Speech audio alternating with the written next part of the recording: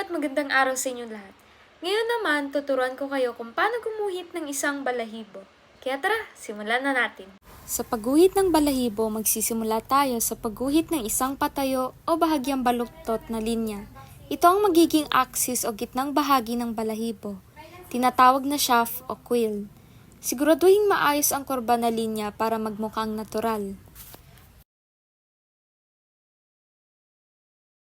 Sa magkabilang gilid ng gitnang linya, gumuhit ng dalawang curvy na linya na sumusunod sa hugis ng balahibo.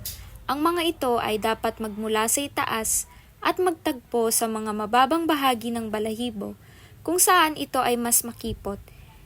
Tandaan na gawing medyo hindi pantay ang mga gilid para magmukhang natural ang balahibo.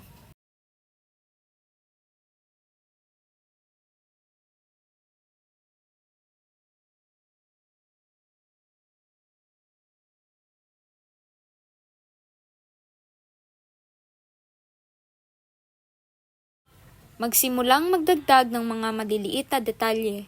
Gumuhit ng maliliit na linya mula sa gitna ng balahibo patungo sa labas.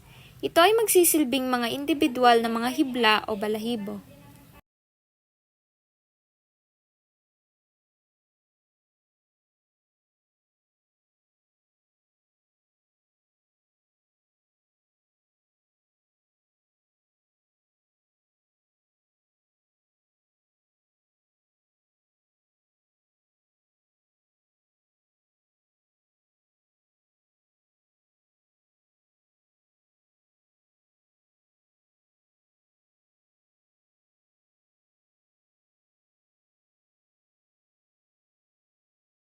Magdagdag ng shading sa gilid ng quill at ilang bahagi ng balahibo upang bigyan ito ng dimensional na itsura.